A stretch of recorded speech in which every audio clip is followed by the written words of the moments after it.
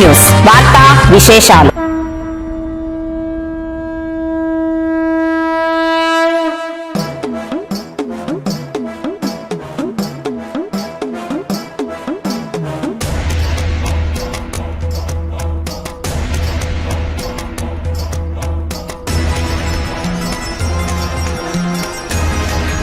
जय बोलो श्री अन्नपूर्णेश्वर जी जय. जय बोलो श्री ललिता माता जी की जय.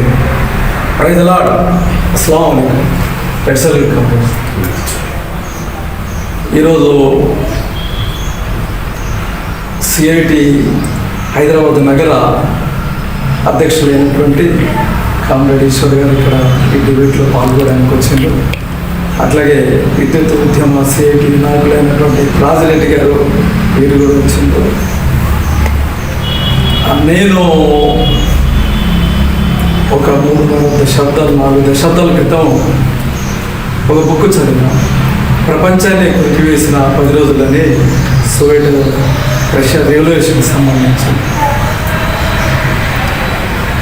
బహుశా ఈ తరంలో మళ్ళీ నేను అలాంటి ఘటనలు చూడగలుగుతున్నో లేదో నాకు తెలియదు కదా. అబ్బరపరిచే రీతిలో 2 రోజులు 28వ తారీఖు 29వ తారీఖు జరిగిన ఈ సార్వత్రిక సమ్మె ఏదైతుందో భారతదేశంలో దగ్గర ఒక 186 దేశాల మొత్తం తీవ్ర స్థాయిలో స్పందించింది. ఒక 80 దేశాల్లో పైచిలకు దీని ప్రభావంతో ఆ పరిసర ప్రాంతాల్లో కూడా ప్రపంచ కార్మిక ఉద్యమం తెలుగుకే రీతిలో ఉత్సాహాన్ని ఊపిని ఉద్వేగాన్ని వృద్ధలిగించే రీతిలో భారతీయ 2 రోజులు నిర్వహించిన సమ్మె ప్రభావం. దీంతో పాటు మొదటి రోజు 2వ రోజు బుర్జా మీడియా అంటుంటారు. 10 కోట్లు 50 కోట్ల మంది ప్రజానీకం దీంట్లో ఇన్వాల్వ్మెంట్ అయింది. బుర్జా మీడియా చెప్తేనే అంత పెద్దగా చెప్పిందండి. అసలు దీని మీద ఈ ఉద్యమానికి సంబంధించిన 2 రోజుల సమ్మె విషయానికి సంబంధించిన విషయాన్ని రివ్యూ చేసే విషయాలు కూడా మీరు రాష్ట్ర నాయకులు కనుక మీ రాష్ట్ర కమిటీ సమావేశాలు రివ్యూ చేసిన తర్వాత మీరు ఏం చెప్పదలుస్తుంది? నమస్కారం అండి. మొన్న మార్చి 28, 29 2 రోజులు సిఐటితో పాటు ఇతర కార్మిక సంఘాలు, భారతదేశంలో ఉన్నటువంటి అనేక కార్మిక సంఘాలు దేశవ్యాప్తంగా ఒక ప్రతిష్టాత్మకంగా తీసుకుని 2 రోజులు సమ్మె చేయడం అనేది జరిగింది. 10 ట్రేడ్ యూనియన్లు, ఉద్యోగ సంఘాలు, ఉపాధ్యాయ సంఘాలు, bank employees, LIC employees, GIC employees, బొగ్గు గనుల కార్మికులు, ఎలక్ట్రిసిటీ కార్మికులు, ఇట్లా ఒక రంగం అని చెప్పలేము. అంటే భారతదేశంలో ఉన్నటువంటి మిలిటరీ, పోలీసులు తప్ప మిగిలినటువంటి అన్ని రకాల ఉద్యోగులు, కార్మికులు సమ్మెలో పాల్గొనడం అనేది చాలా ప్రతిష్టాత్మకంగా చూసుకోవాలి. రెండోది, ప్రపంచ దేశాలు కూడా ఆశ్చర్యపోయినటువంటి పరిస్థితి. కారణం ఏంటి అని అంటే, మనకి 1990లో సరళీకరణ ఆర్థిక విధానాలు, గ్లోబలైజేషన్లో భారతదేశంలో ఇంపోర్ట్ చేసిన తర్వాత ఇంత పెద్ద సమ్మె జరగడం నేను కూడా ఎప్పుడు చూడలేదు. స్వాతంత్ర అనంతరం 21 సమ్మెలు జరిగింది కానీ ఇంత తీవ్ర 22వ సమ్మె. ఈ 22 సమ్మె చాలా అద్భుతంగా జరిగిందని చెప్పుకోవాలి. కారణం ఏంటంటే, ప్రస్తుతం అధికారంలో ఉన్నటువంటి, కేంద్రంలో అధికారంలో ఉన్నటువంటి బీజేపీ సర్కార్, ముఖ్యంగా బీజేపీ సర్కార్తో పాటు మన ప్రధానమంత్రి నరేంద్ర మోడీ గారు ఎవరైతే ఉన్నారో, నరేంద్ర మోడీ గారు తీసుకుంటున్నటువంటి వినాశకరమైనటువంటి విధానాలు, అంటే ఈ విధానాల వలన ఒకరికి లాభం ఒకరికి నష్టం అనేది చెప్పలేము. ఏదో 10-15 మందికి భారతదేశంలో ఉన్నటువంటి కొంతమంది పారిశ్రామికవేత్తలకు, పెట్టుబడిదారులకు ఉపయోగకరం తప్ప మిగిలినటువంటి వాళ్ళు అన్ని రకాల సెక్షన్స్, ఉదాహరణకి కార్మికులకి, ఉద్యోగులకి, మహిళలకి, విద్యార్థులకి, ఉపాధ్యాయులకి, నిరుద్యోగులకి, ఇట్లా ఒక సెక్షన్ అనేది చెప్పలేదు. అన్ని రకాల మందికి ఇది ఒక పెద్ద నష్టాన్ని చేకూర్చినటువంటి సమ్మె. అందుకోసమనే ఈ సమ్మె కంటే ముందు మేము 1 రోజుల నుంచి క్యాంపెయిన్ మొదలుపెట్టాం. మేము 1 రోజులు క్యాంపెయిన్ మొదలుపెట్టిన తర్వాత అసంఘటిత రంగ కార్మికుల దగ్గరికి పోయాం, ఆటో డ్రైవర్ల దగ్గరికి పోయాము, క్యాబ్ డ్రైవర్ల దగ్గరికి పోయాము, చివరికి ఇళ్లలో పనిచేసుకున్న మహిళల దగ్గరికి పోయాము. ఇట్లా అనేక సెక్షన్స్ దగ్గరికి వెళ్ళాము. అందరూ కూడా ఖచ్చితంగా మీరు ఏదో ఒకటి చేయాలి, మా సపోర్ట్ ఉంటుంది, ప్రజల సపోర్ట్గా మా సపోర్ట్ మీకు పూర్తిగా ఉంటుంది. కానీ ఈ నరేంద్ర మోడీ యొక్క దుష్ట పాలన మీద మీరు పెద్ద ఎత్తున వ్యతిరేకత వస్తూ ఉంది కాబట్టి మీరు జెండా ఎత్తండి అనేది ప్రజలు చెప్తున్నటువంటి వాస్తవం. అంటే మాకు ఆశ్చర్యం అనిపించింది. గతంలో సమ్మె అంటే మీరు సమ్మె చేస్తూ ఉంటే మాకు వేతనాలు నష్టపోతాం, 2 రోజులు సమ్మె అంటే ఇట్లాంటి ఒకరోజు 2 రోజులు సమ్మె మేము చేయడం సిద్ధం, మీరు పిలుపునివ్వండి అనేది ఒక ఉద్యోగుల్లోనూ ఉపాధ్యాయుల్లోనూ కార్మికుల్లోనూ వచ్చినటువంటి ఒక ఊపు.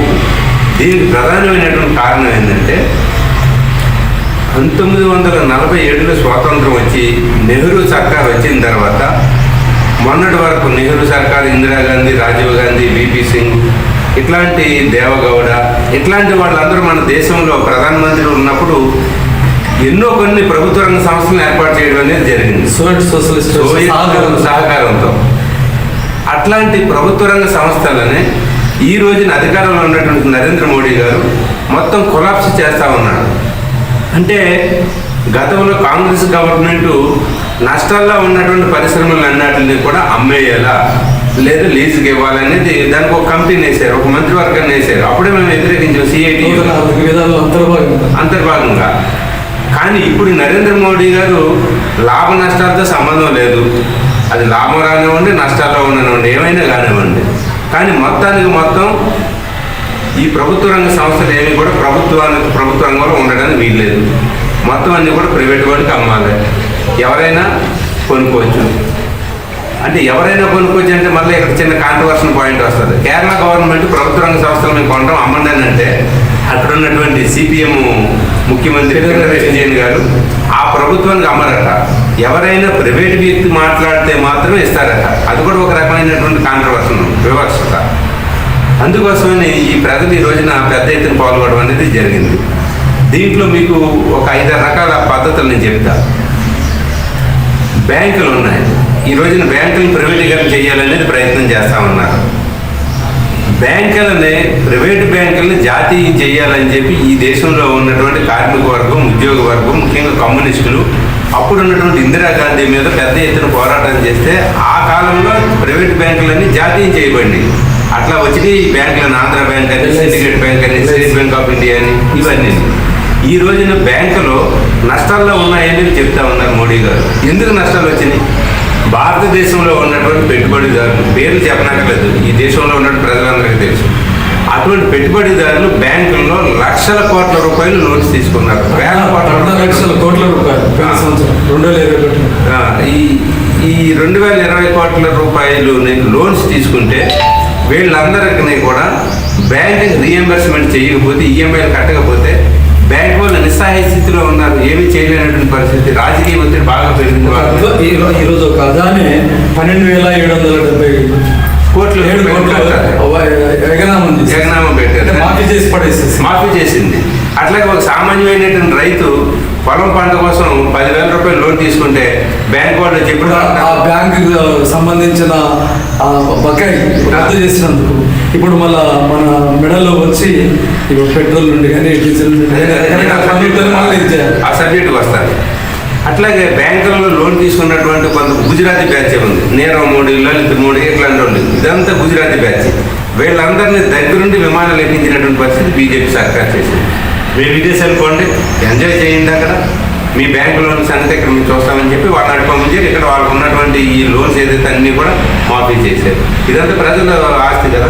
ఈ ప్రజల ఆస్తిని ఎందుకు మాఫీ చేయాల్సి వచ్చింది? ఒక చిన్న రైతు లేదా ఒక ప్రభుత్వ ఉద్యోగి నేను ఇల్లు కట్టుకుంటానని లోన్ తీసుకుంటాడో, లేదా పంట పొలాల కోసం లోన్ తీసుకుంటే తలుపులు పీక్కుంటారు, లేదనుకుంటే నోటీస్ అంటారు. ఇవన్నీ చేస్తామంటే మరి పెట్టుబడిదారులకి ఇన్ని వేల కోట్ల రూపాయలు ఎందుకు మీరు మాఫీ చేస్తా ఉన్నారు? కాబట్టి బ్యాంకుల నష్టాలు వస్తూ ఉన్నాయి. వాస్తవానికి ఈ పెట్టుబడిదారులు అందరినీ ప్రభుత్వం జోక్యం చేసుకోవద్దు, ప్రభుత్వం జోక్యం చేసుకోకుండా మా అప్పులు మేము వసూలు చేసుకుంటామని బ్యాంక్ వాళ్ళు చెప్తా ఉంటే ప్రభుత్వం జోక్యం చేసుకుంటుంది. ప్రభుత్వం జోక్యం లేకపోతే ఖచ్చితంగా ఎవరెవరైతే లోన్స్ తీసుకున్నారో, ఎవరెవరైతే తిరిగి చెల్లించలేదో వాళ్ళందరూ ఆస్తులు జప్తు చేస్తే, బ్యాంకు వాళ్ళు పబ్లిక్ వేలం వేస్తే అంతకంటే కూడా లోన్ తీసుకున్న దానికంటే అదనంగా కూడా డబ్బులు రావడానికి అవకాశం ఉంటుంది. ఇదంతా ప్రభుత్వాలు ఆ పని చేయడానికి ప్రభుత్వం అంగీకరించడం లేదు. కాబట్టి బ్యాంకుల విషయంలో అది ఇక బొగ్గు గనులు ఉన్నాయి. బొగ్గు గనుల విషయంలో కూడా ప్రభుత్వం దుర్మార్గంగా ఉంది. మన తెలంగాణలోనే చూస్తే అనేక మంచి బొగ్గు గనులు మనం ఏమంటామంటే నల్ల బంగారం అంటాం. బంగారం తర్వాత అత్యంత ఖరీదైనటువంటి నల్ల బంగారం. ఈ నల్ల బంగారంతో అసలు నల్ల బంగారమే లేకపోతే మన కరెంటు వాడుకోవడానికి అవకాశం ఉండదు, థర్మల్ పవర్ రాదు. కాబట్టి ఇటువంటి బొగ్గు గనులు కూడా ప్రైవేటీకరణ చేయరు. బొగ్గు గనులు ఎవరికి ఉన్నాయంటే ఆదాని గారికి విదేశాల్లో ఉన్నాయి. ఆ విదేశాల్లో ఉన్నటువంటి బొగ్గు గనులు మన దేశంలో ఉన్న బొగ్గు గనులన్నీ కూడా ఆదాని గారికి జాతీయం చేయాలి. ఆదాని గారికి సొంతం చేస్తే ఆయన అమ్ముకుంటాడు. ఓపెన్ కాస్ట్ పెట్టే అసలు యుద్ధ భూమిలో ఇప్పుడు సింగరేణి కాలేజ్ లో ఓపెన్ కాస్ట్ అయిన తర్వాత ఏమి నేల తల్లి అవును జరిగిన అమ్మాయి ఘోర అదే ఓపెన్ కాస్ట్ మాట ఉంటుంది చూడలేదు అసలు భయంకరమైన. ఈరోజు ఉక్రెయిన్ చూస్తే ఎట్లుంటుందో అక్కడ స్కూళ్ళు పోయి, హాస్పిటల్స్ పోయి, కాలేజీలు పోయి, ఏమి పోయి మొత్తం మరుభూమి లాగా రామగుండం కానీ ఎల్లందు కానీ మంచిర్యాలు కానీ చాలా భయానమైన స్థితులు ఉంది. ఎన్నికల ముందు మేము ఓపెన్ కాస్ట్ ఆఫీస్ ఇస్తాం, మ్యాన్ పవర్ తోటే అండర్ గ్రౌండ్ బాగా చేస్తున్నాను. అది పోయింది, ఇప్పుడు ఇది పోయింది. అవును, ఇట్లా బొగ్గు గనులు. ఇక కరెంట్ ఉంది, కరెంట్ డిపార్ట్మెంట్ ఉంది. ఇప్పుడు వరకు కరెంట్ డిపార్ట్మెంటు రాష్ట్రాల యొక్క పరిధిలో ఉంది. ఏ రాష్ట్రానికి ఆ రాష్ట్రం. మనకు స్వాతంత్రం వచ్చిన తర్వాత మనకి ఆంధ్రప్రదేశ్లో 1958లో మనం ఏపీఎస్సీబీని ఏర్పాటు చేసుకున్నాం. ఇక తర్వాత కన్జ్యూమర్స్ ఇవన్నీ ఏ రాష్ట్రానికి రాష్ట్రాలు తీసుకుంటున్నాం. అట్లాగే బెంగాల్ ఉండొచ్చు, అట్లాగే కేరళ ఉండొచ్చు, అట్లాగే పంజాబ్ ఉండొచ్చు, అట్లాగే ఉత్తరప్రదేశ్ ఉండొచ్చు, ఇవన్నీ ఉండదు. కానీ ఇప్పుడు మోడీ సర్కార్ ఏం చేస్తూ ఉంది, పవర్ సెక్టర్ అమెండ్మెంట్ బిల్ 2021 అనేది ఒక బిల్లుని తీసుకురాబోతుంది. ఇది మోడీ గారు చేసింది కాదు. 2003లో వాజ్పేయి గారు ప్రధానమంత్రి అయినప్పుడే ఈ చట్టాన్ని తీసుకొచ్చారు మోడీ, అటల్ బిహారీ వాజ్పేయి గారు. ఆ చట్టాన్ని మెల్లమెల్లగా 2014 అన్నారు, 2015 అన్నారు. మోడీ గారు అధికారంలోకి వచ్చిన తర్వాత దాన్ని స్పీడ్ చేసి మొత్తం కూడా సెంట్రలైజ్డ్గా ఉండాలి పవర్ ఎలక్ట్రిసిటీ అని అంటారు. ఇప్పుడు వరకు మన తెలంగాణలో చూస్తే 26 లక్షల పంపు సెట్లు ఉన్నాయి రైతులకి, బోర్ బావులు అని అంటాం మనం. ఆ పంపు సెట్లకి అందరికీ ఇప్పుడు ఉన్నటువంటి గవర్నమెంట్ ఉచితంగా కరెంట్ ఇస్తా ఉంది. రేపు ఈ తెలంగాణ సర్కార్కు ఉన్నటువంటి ఈ హక్కులన్నీ కోల్పోతే రేపు ఎలక్ట్రిసిటీని సెంట్రలైజ్డ్ చేసి మొత్తం సెంట్రలైజ్డ్గానే దీనికి నిర్వహణ పెడితే దానికి ఈ రైతులు ఉచిత ఎవరు ఇవ్వాలి? మీటర్లు పెట్టాలని నేను చెప్తా ఉన్నాను. పవర్ సెక్టర్ అమెండ్మెంట్ యాక్ట్లోనే రకరకాలుగా ఉన్నాయి. ఒకటి కార్మికులను తగ్గించాలి, కాంట్రాక్ట్ లేబర్ని పెంచుకోండి, శాశ్వత ఉద్యోగులను తగ్గించండి. రెండోది, ఇప్పుడు మీరు సబ్సిడీ రైతులకు ఇస్తారా, పేదలకు ఇస్తారా, దళితులకు ఇస్తారా, ఎస్సీ ఎస్టీలకు ఇస్తారా, ఇదంతా మాకు అనవసరం. మీరు సబ్సిడీ అమౌంట్ రియంబర్స్ చేయండి గవర్నమెంట్కి, సెంట్రల్ గవర్నమెంట్కి, మీరేమైనా ఇచ్చుకోండి. కానీ దీన్ని బట్టి మాత్రం సెంట్రలైజ్డ్ చేస్తాను తప్ప రాష్ట్రాలకు దీని మీద హక్కులు లేదు. హరించడం అంటే రాష్ట్రాలకు ఉన్నటువంటి హక్కులని హరించడం. ఇది ఎలక్ట్రిసిటీలో ఇంకొక ప్రమాదం ఏంది, ఇప్పుడు చాలా లక్షల కోట్ల డిస్కామ్లన్నీ కూడా నష్టాల్లో ఉన్నాయి. ఈ నష్టాలన్నీ పూడ్చుకోవాలని అంటే కనుక ఖచ్చితంగా ప్రైవేటీకరణ చేయాలి. మొబైల్ విషయంలో కేసీఆర్ గారు నేను ఓపెన్ కాస్ట్ నడవకుండా నేను అండర్ గ్రౌండ్ మైనింగ్ నడిచే రీతిలో నేను కూర్చొని నేను మీకు ఫైట్ చేస్తాను, తెలంగాణ వస్తాను అన్న తర్వాత నిన్నగాక మొన్న కవిత గారు కూడా ఆమె సింగరేణికి సంబంధించిన వ్యవహారాలు చూస్తూ ఎట్లెట్లా ప్రైవేటీకరణ అవుతుందని మేము తాడోపేడ తెలుసుకుంటామన్న వీరు ఇటీవల కాలంలో ఫామ్ హౌస్ నుండి బయటకు వచ్చి కేసీఆర్ ఓ సింహ గర్జనలాగా చేసింది అన్నట్టు. ఈ కరెంటు విషయంలో మా రాష్ట్ర హక్కులు పేద దళిత ఇతర మధ్యతరగతి కుటుంబాలకు కానీ లేదా రైతాంగం కానీ వాళ్ళకి ప్రాణ సంకటంగా అయ్యాయి. ఈ కరెంటు విషయంలో అసలు సవాలే లేదు. ఎంత దానిలో మేము ఇది చేస్తాము. మన దేశవ్యాప్తంగా ఇంత భారీ ఎత్తున సమ్మె జరుగుతాయి ప్రభుత్వ పరంగా. ఈ నాయకులంతా ఈరోజు మళ్ళీ 4వ తారీఖు నుండి వాళ్ళు మండలాగా ముందు ధర్నాలు ఢిల్లీ దాకా రకరకాల ధాన్యం మీద చేస్తారు. ఈ సదస్సులో మొన్న 2 రోజులు జరిగిన ఈ సమ్మెలో వీరి చిత్తశుద్ధికి లోపం అనిపించింది. ఎందుకు వీళ్ళు ఇన్వాల్వ్ కావాలని అంటే కేసీఆర్ మీరు పాల్గొన్నప్పుడు మీతో వీళ్ళని పాల్గొన్నారు. కేసీఆర్ గారు కానీ టీఆర్ఎస్ గవర్నమెంట్ కానీ వాస్తవానికి పవర్ సెక్టార్ని అమెండ్మెంట్ బిల్లును వ్యతిరేకిస్తున్నామన్నారు. అంతవరకు సంతోషం. అసెంబ్లీలో తీర్మానం చేశారు, అది కూడా సంతోషించాల్సిన విషయమే. కానీ మన దేశవ్యాప్త సమ్మెలో పవర్ సెక్టారు, బ్యాంక్స్, బిఎస్ఎన్ఎల్, బొగ్గు గనులు, ప్రభుత్వ రంగ సంస్థలు అన్నింటినీ కూడా ప్రైవేటీకరణ చేస్తామని అన్ని ట్రేడ్ యూనియన్స్ వచ్చినప్పుడు ముఖ్యమంత్రి గారు కూడా వాళ్ళ పార్టీ నాయకులు చెప్పి ఉండరు, మీరు కూడా సమ్మెలో మమ్మేకం కండి, ఇది కేంద్ర ప్రభుత్వానికి వ్యతిరేకంగా జరుగుతున్నటువంటి సమ్మె, ఫెడరలిజాన్ని దెబ్బతీస్తా ఉన్నారు, మన యొక్క హక్కును కోల్పోతున్నాము, కాబట్టి ట్రేడ్ యూనియన్లన్నీ కూడా సమ్మె చేస్తా ఉన్నాయి, మీరు కూడా పాల్గొనని చెప్పి ఉండాలి. చెప్పుంటే మరింత ఎఫెక్టివ్గా జరిగేది సమ్మె. కానీ అటువంటి విషయం చెప్పలేదు. కారణం ఏంటనేది చెప్పలేము. ఇప్పుడు రైతులు ఒడ్లు కొనాలనే పేరు మీద 5 అంచెల పథకం వేశారు, గల్లీ నుంచి ఢిల్లీ వరకు చేస్తా ఉన్నారు, సంతోషం. కానీ ప్రజలందరూ, దేశంలో ఉన్నటువంటి కార్మిక వర్గం అందరూ రోడ్ల మీదకి వచ్చినప్పుడు కేసీఆర్ గారు, కేటీఆర్ గారు అప్పుడు రాకుండా ప్రజల కార్మికులు అందరూ మళ్ళీ నార్మల్ స్థాయికి వచ్చిన తర్వాత నేను ప్రత్యేకంగా చేస్తానడంలో ఇది అంటే ప్రజల మధ్యని విడిపోయి ఎవరి ఉద్యమాలు వాళ్ళు చేస్తే కేంద్ర ప్రభుత్వం మీద అనుకున్నటువంటి ఒత్తిడి పెరగదు. కాబట్టి దేశంలో ఉన్నటువంటి సుమారు 25-30 కోట్ల మంది సమ్మెలో పాల్గొన్నారు. మార్చి 28ని, మార్చి 29ని కూడా సుమారు 30 కోట్ల మంది పాల్గొన్నారు. అసంఘటిత రంగం కావచ్చు, సంఘటిత రంగం కావచ్చు, ఫ్యాక్టరీ కార్మికులు కావచ్చు, ప్రైవేట్ ఉద్యోగులు కావచ్చు, వీళ్ళందరూ. ఆ 30 కోట్ల మంది పాల్గొన్నప్పుడు దాంట్లో ఒక భాగంగా కేసీఆర్ గారి గవర్నమెంట్ కూడా పిలుపునిచ్చి ఈ సమ్మెలో మనం కూడా పాల్గొవాలి, మీరు పట్టుకోండి, జెండా పట్టుకుని మీరు కూడా వాళ్ళతో మమేకం అవ్వండి అంటే మరింత ఉత్సాహంగా జరిగేది సమ్మె. వీళ్ళు ఏదైతే ఫ్రంట్ లౌకిక పార్టీలతో ఫెడరల్ ఫ్రంట్ పెట్టాలనుకుంటున్నారు, దాని కూడా ఉదయం ఉండదనే తర్వాత సంగతి.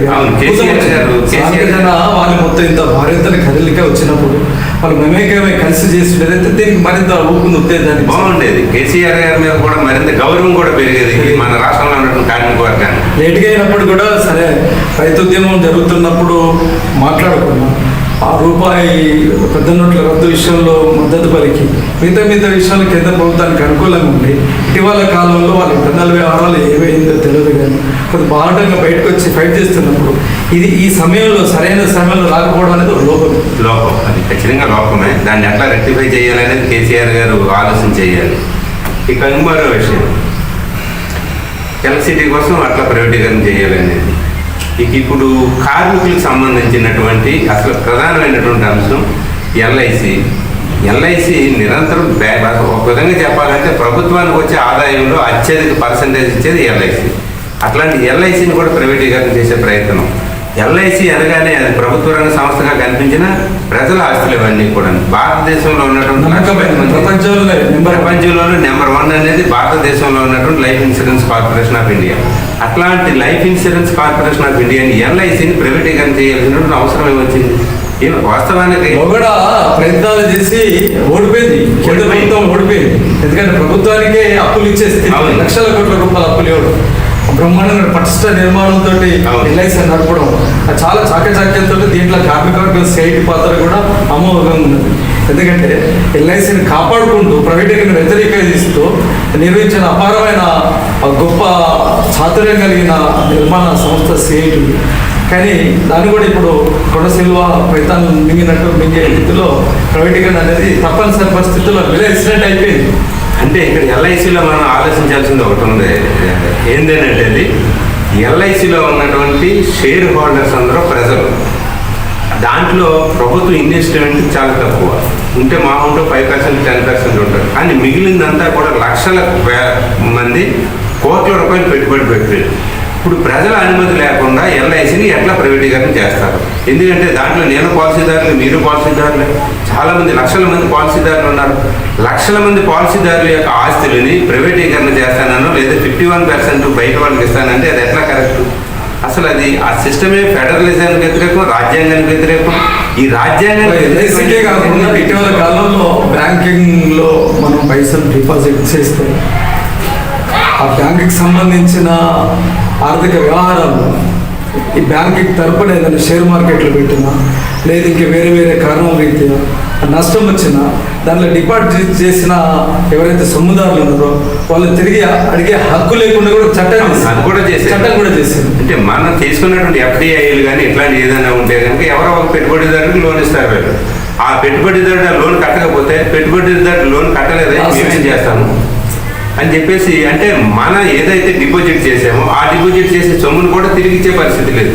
అంటే ప్రభుత్వ రంగ సంస్థలు, ప్రభుత్వ బ్యాంకులు అంటే ఒక భరోసా, నేను ఉన్నా లేకపోయినా నా వారసులుగానే వస్తుంది అనే భరోసాతో దాంట్లో ఎఫ్డీలు చేస్తున్నారు. లక్షల కోట్ల రూపాయలు ఎఫ్డీలు చేస్తా ఉన్నారు.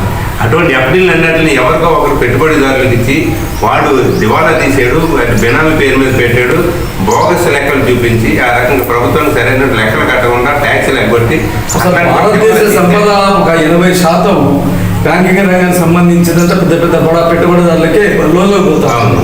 దాంట్లో 1 settlement, 2 second settlement, 3rd settlement అంటూ వాళ్ళు లాస్ చేయాలని చేసిన కుమ్మక్కాయ బ్యాంక్ అధికారులతో కుమ్మక్కాయ చేసిన తర్వాత కూడా దాన్ని 1 సెటిల్మెంట్ కింద దాన్ని రద్దు చేసి మళ్ళీ వాళ్ళు బ్యాంకు లోన్లు ఇవ్వడం.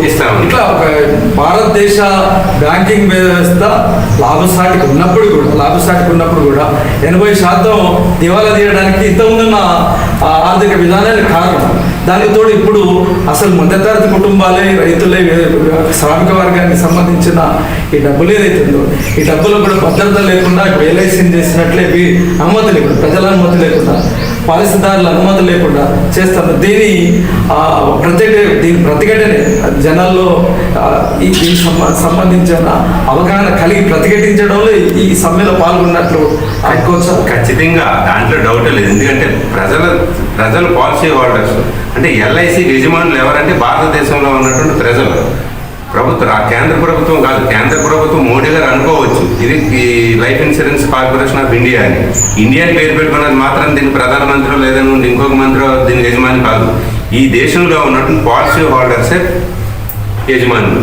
అట్లాంటి యజమానులకు తెలియకుండా ప్రైవేటీకరణ చేస్తాను, 51% నేను షేర్ మార్కెట్లో అమ్ముతానంటే ప్రజలు ఒప్పుకునే పరిస్థితి లేదు, లీగల్గా కూడా నిలబడదు.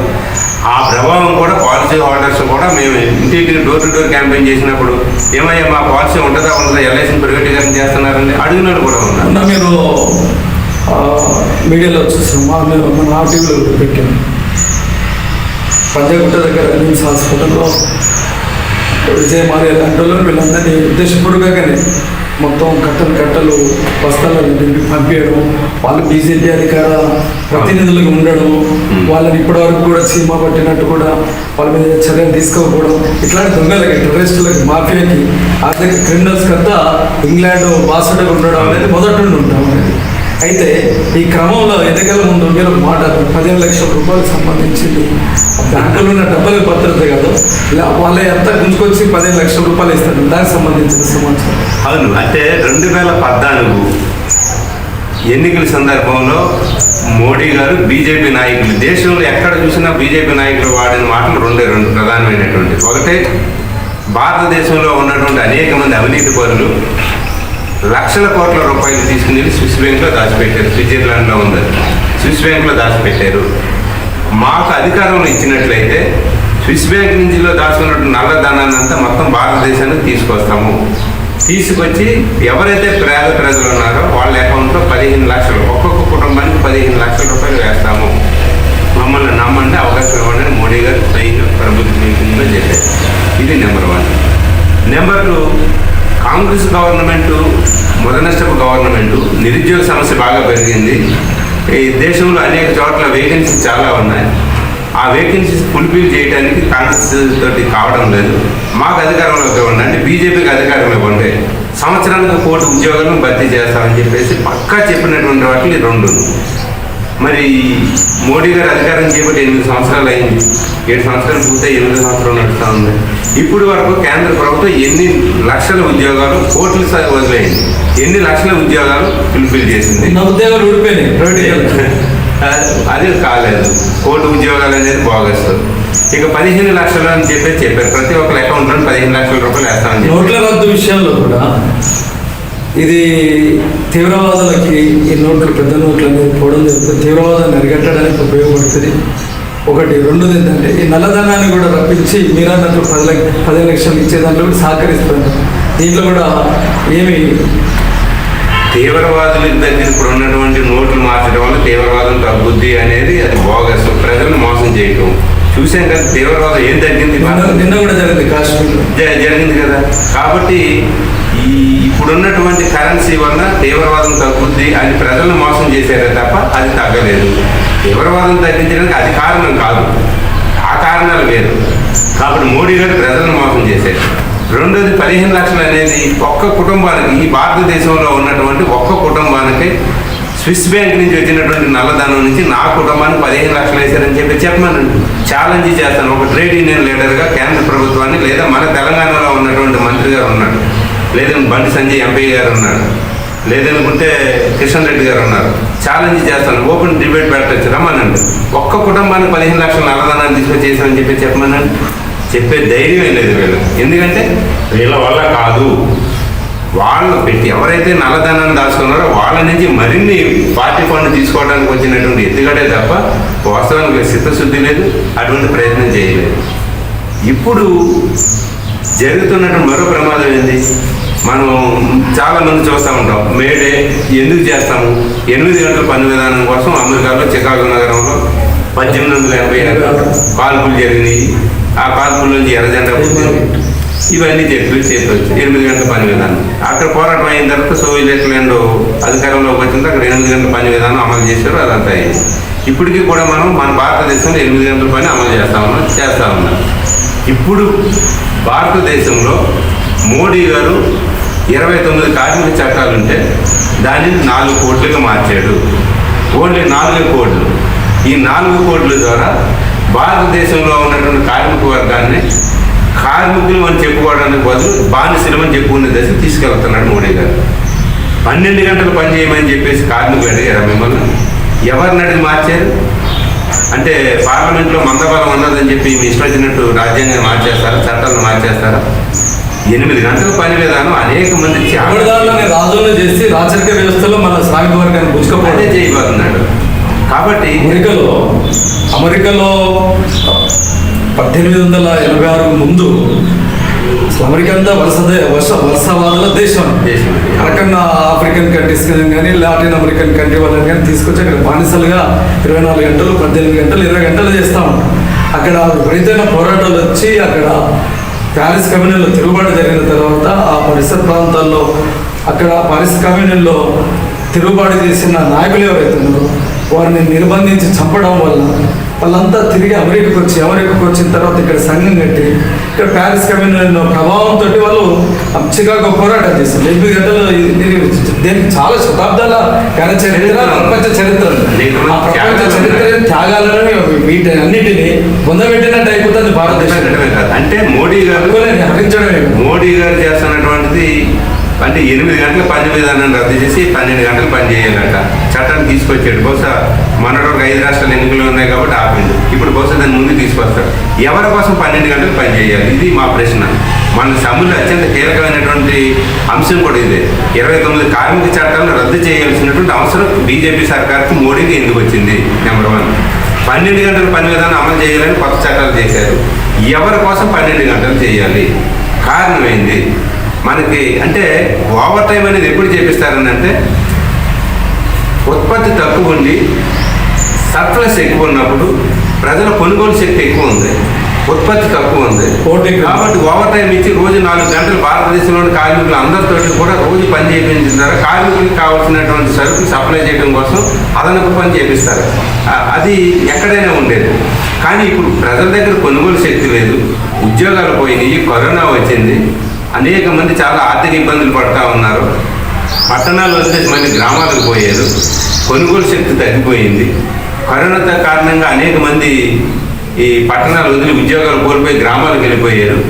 కొనుగోలు శక్తి లేక ఏదో ఉన్నదంతా సరిపెట్టుకుంటున్నటువంటి పరిస్థితులలో మనకు ఉత్పత్తి పెరగడం కోసం అవకాశమే లేదు. ఇటువంటిప్పుడు 12 గంటలు చేసి ఉత్పత్తిని పెంచడం వలన ప్రజల కొనుగోలు శక్తి ఏమైనా పెరుగుద్దా? అసలు దీంట్లో 1995 దశకం తర్వాత నూతన ఆర్థిక విధానాలు మొదలుపెట్టిన తర్వాత సోవియట్ సోషలిస్ట్ వ్యవస్థ విచ్ఛిన్నమైన తర్వాత 102 దేశాల స్వాతంత్ర దేశాలు అభివృద్ధి చెందుతున్న దేశాలకి సోవియట్ సోషలిస్ట్ దేశం అండగా ఉంటుంది.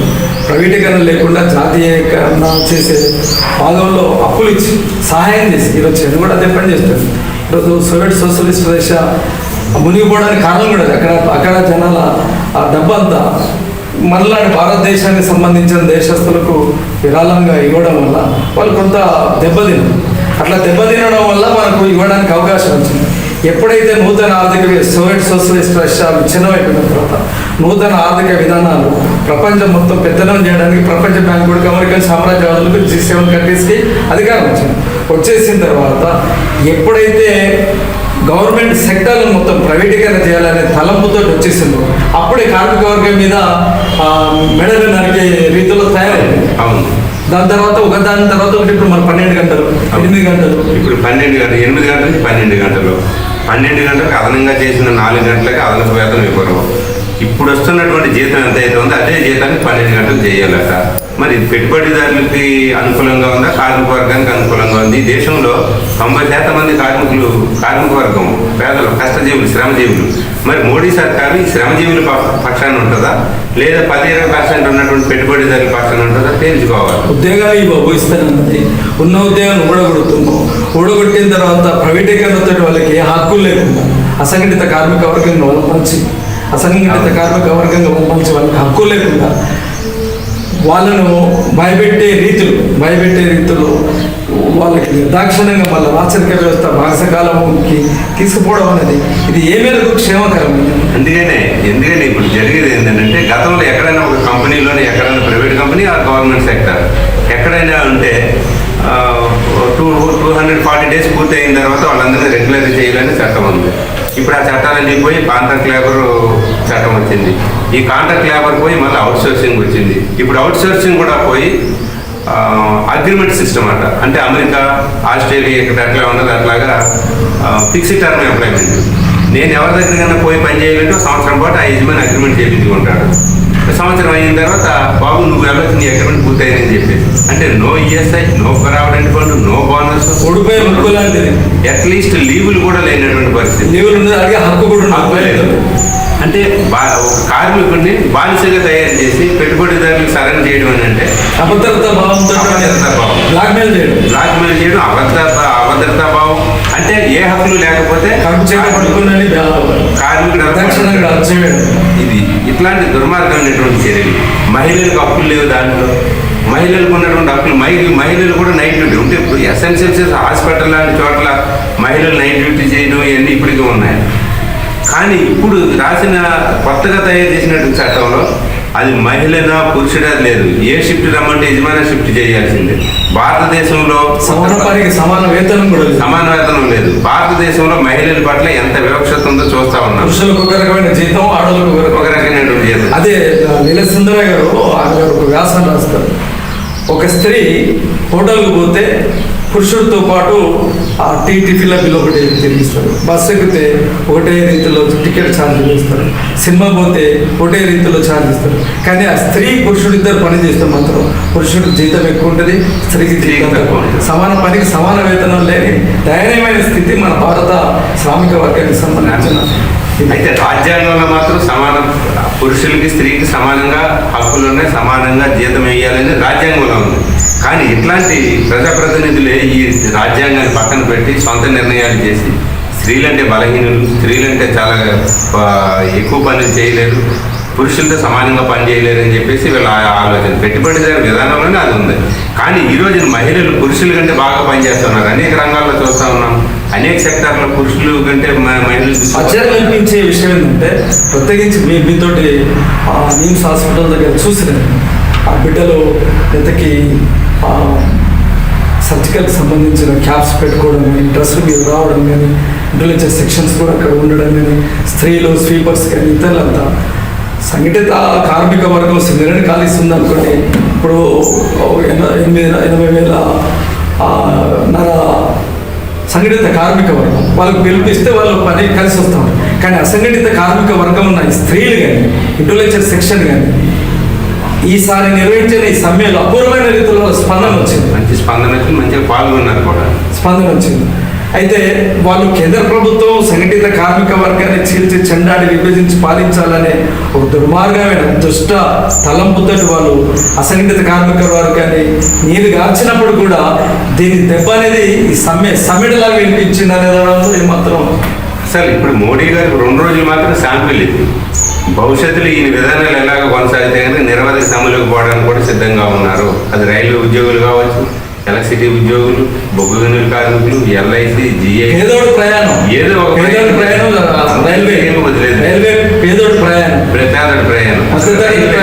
రైల్వేలో ఒక ఆశ్చర్యకరం అంటే జనాలకు ఎవరికి తెలియనటువంటి పరిస్థితి. 47% సబ్సిడీ వస్తుంది ప్రతి టికెట్ వెనక కూడా. మీరు ఇక్కడ నుంచి ఢిల్లీ వెళ్ళాలని చెప్పి మీరు 1000 రూపాయలు పెట్టి టికెట్ కొంటే దాంట్లో 47% మీకు గవర్నమెంట్ ఆఫ్ ఇండియా నుంచి లేదా రైల్వే డిపార్ట్మెంట్ 47% సబ్సిడీ వస్తుంది ప్రతి టికెట్కి. వికలాంగులకు సబ్సిడీ ఉంటుంది, అట్లాగే ఇంకా మగవాళ్ళకి, ఇట్లాంటి వాళ్ళకి అందరికీ ఉంటారు. మీ ఆశ్రమంలో చాలామంది ఉన్నారు అట్లాంటి వాళ్ళకి సబ్సిడీ ఉంటారు. కానీ ప్రైవేటీకరణ అయిన తర్వాత అవన్నీ మొత్తానికి నా వాష్ అవుతుంది. దివ్యాంగుడితో పాటు అవన్నీ ఉండవు. అంటే ఇప్పుడు ఎలక్ట్రిసిటీ ప్రైవేటీకరణ అయితే రైతులకి, దళితులకి, వెనుకబడిన కులాల వాళ్ళకి ఇచ్చే సబ్సిడీలు పోతాయి. రైల్వే ప్రైవేటీకరణ అయితే ఇట్లాంటివన్నీ కూడా పోతాయి. అంటే ఏం చేయాలనుకుంటున్నారు మోడీ గారి దేశాన్ని? ఇది మేము ట్రేడ్ యూనియన్గా, ముఖ్యంగా సిఐటిగా మేము అడగదలుచుకున్నాం. అందుకోసమనే అవసరమైతే వచ్చే పార్లమెంట్ సమావేశాలప్పుడు చెలో పార్లమెంట్ పెట్టి మాకు స్ఫూర్తిగా ఏమన్నదంటే, ఈ రోజున గతంలో కార్మికులకి కార్మిక వర్గం స్ఫూర్తి అనుకునేటోళ్ళు, కానీ ఈ రోజున 365 రోజులు సమ్మె చేసినటువంటి రైతులను స్ఫూర్తిగా తీసుకుంటున్నాం. ఈరోజు కార్మిక వర్గం ఢిల్లీ చనిపోయినప్పటికీ 750 మంది చనిపోయిన పాకిస్తాన్ టెర్రరిస్టులు అన్నప్పటికీ, ఎన్ని పేర్లైనా పెట్టిన రైతులు మాత్రం మేము ఖచ్చితంగా మంది భయపడి ఊరికి పోకుండా పోవాల్సి వచ్చింది. అంటే రైతులను స్ఫూర్తిగా తీసుకుని మళ్ళీ మేము చెలో పార్లమెంట్ కార్యక్రమాలు పెట్టాలనే ఆలోచనలో ట్రేడ్ యూనియన్స్గా మేము చూస్తూ ఉన్నాము. కాబట్టి మోడీ గారి విధానాలు మార్చుకోవాలి. రైతులకు గిట్టుబాటు ధర ఇవ్వాలి, కార్మికులకి సమాన పనికి సమాన వేతనం ఇవ్వాలి, కాంట్రాక్ట్ కార్మికులందరినీ రెగ్యులరైజ్ చేయాలి. ఇట్లాంటి డిమాండ్స్ ఏదైతే ఇవన్నీ కూడా ఉండాలి. అంటే దాంతోపాటు ధరలు తగ్గించాలి. అసలు పెట్రోల్, డీజిల్, గ్యాస్ ధరలు ఎందుకు పెంచాల్సి వచ్చింది? మోడీ గారు అప్పట్లో ఉన్నటువంటి పార్లమెంట్ సెషన్స్లో నేను చూసినటువంటి విషయం, స్మృతి ఇరానీ గారు, అట్లాగే సుష్మా స్వరాజ్ గారు, వీళ్ళందరూ ఖాళీ సిలిండర్లు పెట్టుకుని పార్లమెంటు స్ట్రీట్లో కాంగ్రెస్ గవర్నమెంట్ వ్యతిరేకంగా గ్యాస్ ధర బాగా పెరిగిపోయిందని చెప్పారు. వాజ్పేయి గారు అయితే దున్నాలను పట్టుకొని, పశువులు పట్టుకొని పెట్రోల్ ధరలు పెరిగినప్పుడు వాజ్పేయి గారు ఎదురు బండి మీద పార్లమెంట్కి వచ్చింది. ఇవన్నీ మర్చిపోయారు బీజేపీ వాళ్ళు. కానీ ఈ రోజున 2014లో 450 రూపాయలు ఉండేది గ్యాస్ సిలిండర్ ఖరీదు. అప్పుడు 160 రూపాయలు సబ్సిడీకి. ఇప్పుడు మన సుబ్రహ్మణ్యం ఉన్నారు బీజేపీ తమిళనాడు, ఆయన గారు అయితే సీతమ్మరు పుట్టిన ఆ దేశం నేపాల్లో కానీ, రావణుడు ఏలిన శ్రీలంకలో కానీ అక్కడ తక్కువ ఉన్నాయి, రాముడు పుట్టిన ఇక్కడ ఎక్కువ ఉన్నాయని ఆయన ఎగతాళి చేసింది. ఆయన మీద బీజేపీ ఫైర్ అయింది.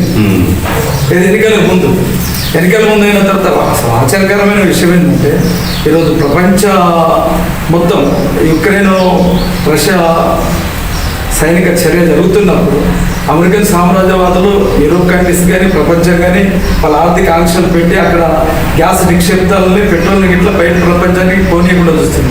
మన భారతదేశము మనకు మంచి ఆఫర్ ఇచ్చింది. ఏమైనా ఆఫర్ ఇచ్చింది? లక్షల కోట్ల బేరుల అవి మొత్తం మనకు ట్రాన్స్పోర్ట్ ఛార్జ్ లేకుండా, ఇన్సూరెన్స్ ఛార్జ్ కూడా లేకుండా మనకు చాలా 25% ఇంకా తక్కువ ధరతో ఇస్తాము. అయితే వాస్తవానికి యుద్ధం దాని ప్రభావంతో ఇప్పుడు పెట్రోల్ డీజిల్ ధరలు పెరగాల్సిన అవసరం లేదు, ఇంకా తగ్గించాలి.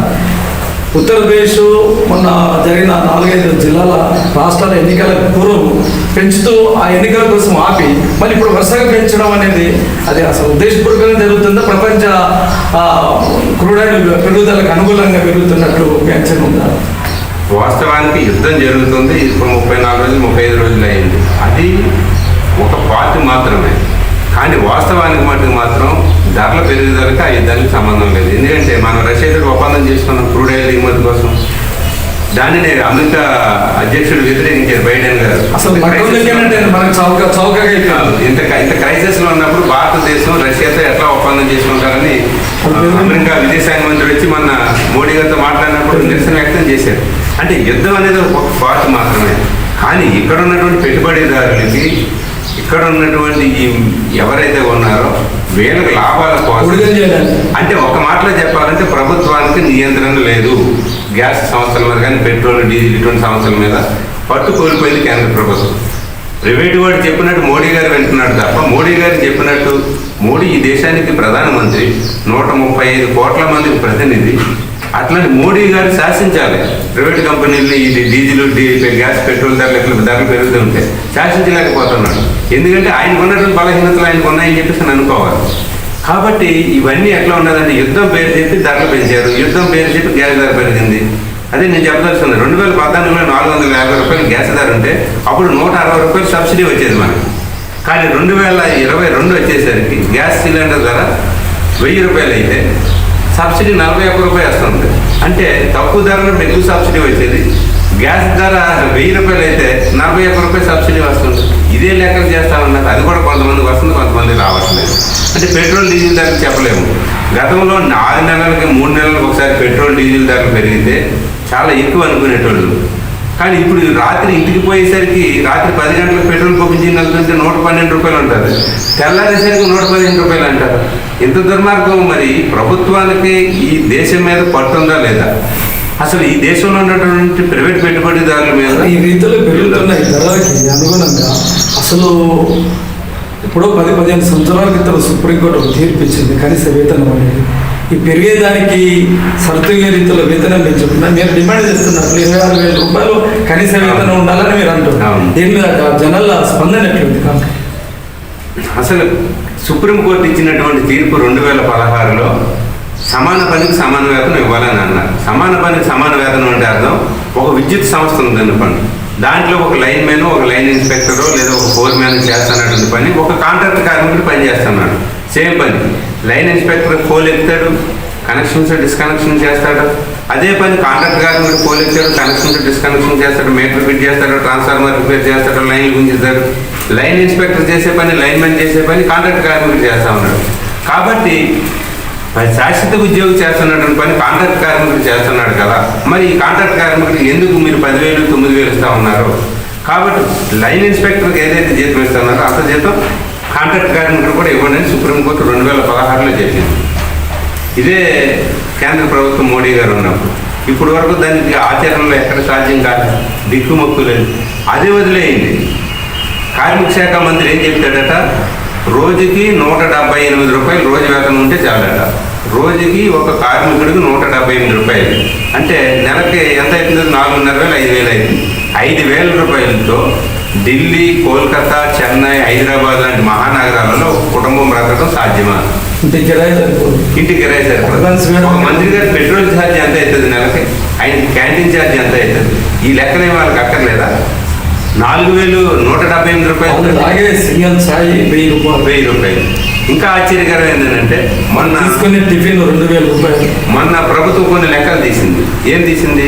సామాన్యమైనటువంటి ప్రజల యొక్క రోజు ఆదాయం ఎంత ఉందని కేంద్ర ప్రభుత్వం ఒక లెక్కలు తీసింది. ఆ రకంగా చూస్తే భారతదేశంలో ఉన్నటువంటి సామాన్యమైనటువంటి ప్రజల యొక్క రోజు కూలి 140 రూపీస్, 140 రూపాయలు వస్తుందని ప్రభుత్వం ఇచ్చినటువంటి లెక్కలు అన్ని పత్రికలను, మీడియాలను వచ్చింది. 140 రూపాయలు సగటు రోజు వేతనం అని అన్నారు. కానీ ఈ రోజున అంబానీ గారి రోజు ఆదాయం 1000 కోట్లు, రోజుకి 1000 కోట్లు. అంబానీ గారి ఏమో రోజు 1000 కోట్లు, సామాన్యమైనటువంటి కార్మికుడికి 140 రూపాయలు. దీన్ని ఎట్లా చూడాలి? కేంద్ర ప్రభుత్వం ఎట్లా చూస్తుంది, ఎట్లా చూడాలి? అంటే మొత్తం ప్రభుత్వ రంగ సంస్థలన్నింటినీ దోచిపెట్టి ఆ రకంగా వాటిల్లో వచ్చే లాభాలన్నీ కూడా అదానీ గారికి, అంబానీ గారికి లేదా టాటా గారికి, ఎయిర్ ఇండియన్ టాటా గారికి ఇచ్చేసేది. అంటే ఈ రకంగా చూస్తారంటే దేశంలో ఉన్నటువంటి సంపాదన మొత్తం ప్రైవేటు వాళ్ళకి కట్టబెట్టి చేతులు దులుపుకుని నేను పెత్తనం చేయాలి. పెత్తనం కూడా మోడీ గారి చేతిలో ఉండదు. ఎందుకంటే ఎవరైతే పెట్టుబడిదారులు ఉన్నారో వాళ్ళు ఏం చేయమంటే అది చేయాలి. కానీ ఈ విషయం కూడా మోడీ గారికి తెలవక కాదు. అంటే ప్రజలను మోసం చేయడానికి. మరి ప్రజలు ఎవరైనా తిరుగుబాటు చేస్తే ఏం చేయాలి అని అంటే మత కలహాలు సృష్టించాలి, ఏదో ఒక రచ్చ చేయాలి. భారతదేశంలో ఎన్నికల పేరు మీద మీరు చూడండి, ఎక్కడైనా మొన్నటి వరకు ఉత్తరప్రదేశ్ ఆ ప్రాంతంలో ఎన్నికలు వచ్చినాయి, తర్వాత ఉగ్రవాదులు జరగబడ్డారు. మళ్ళీ ఇప్పుడు ప్రశాంతం వచ్చింది. మళ్ళీ పార్లమెంట్ ఎన్నికలకు ముందు 2 నెలల ముందు నుంచి స్టార్ట్ అవుతుంది. చైనా వాడు బార్డర్ దాటాడు, పాకిస్తాన్ వాడు ఉగ్రవాదుడు వచ్చాడు, లేదా మోడీ గారిని హత్య చేయడానికి కూడా చైనా వాళ్ళు భారతదేశాన్ని ఆక్రమించలేదని మళ్ళీ మోడీ గారు చెప్తారు. అది ఒక అంగుళం కూడా చైనా వాళ్ళు మన దేశంలో జరగబట్టలేవు అంటారు. కానీ సరిహద్దులో గొడవలు అయితే ఉంటాయి. కార్గిల్ వారికి ముందు అక్కడ గొల్ల కాపులు చెప్తా ఉంటారు, పాకిస్తాన్ వాళ్ళతో వచ్చి ఎక్కుతా ఉన్నారంటే మన భారత ప్రభుత్వం తెలిసి చూసి ఎన్నికల ముందు అయితే గొడవ చేయొద్దా అని అదొక పథకం.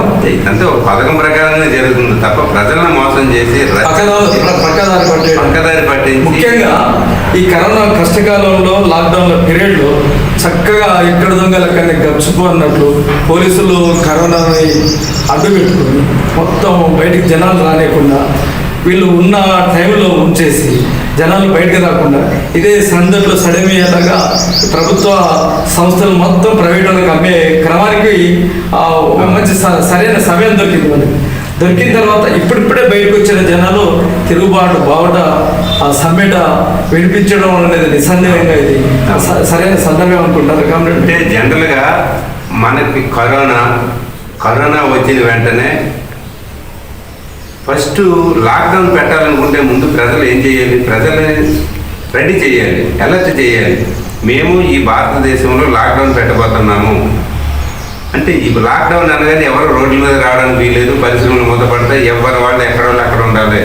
కాబట్టి ఒక వారం రోజులు 10 రోజులు టైం ఇచ్చి వాళ్ళు వలస కార్మికులు భారతదేశంలో చాలామంది అధిక మంది ఉన్నారు. ఈ వలస కార్మికులు వాళ్ళ యొక్క సొంత గ్రామాలకు వెళ్ళడానికి ఏం ఏర్పాటు చేసింది కేంద్ర ప్రభుత్వం? ఒక్క ట్రైన్ కూడా ఏర్పాటు చేయలేకపోయింది. ఎందుకు చేయలేకపోయింది? అసలు మార్చి 22 ఇప్పుడు లాక్డౌన్ అన్నారు, ఒక 24 hours ముందు చెప్పారు. పాకిస్తాన్ భారతదేశం విడిపోయినప్పుడు ఎంత దారుణాలు జరిగినాయో ఆ వంశకాలంలో దారుణాలు కూడా ఎట్లేదు. మహిళలు మధ్యలో గర్భిణీ స్త్రీలు మధ్యలో ప్రసవించినటువంటి పరిస్థితి, చనిపోయారు, భర్తలను కోల్పోయారు. చనిపోయినటువంటి వాళ్ళని ఎక్కడో ఒక దగ్గర వదిలేసి భర్త చనిపోతే భార్య స్వగ్రామాన్ని ఉండటం, భార్య చనిపోతే భర్త సొంత ఊర్లకు పోవడం, ఇంత దుర్మార్గాన్ని శవాలు చిన్న చిన్న పిల్లలు చనిపోయారు.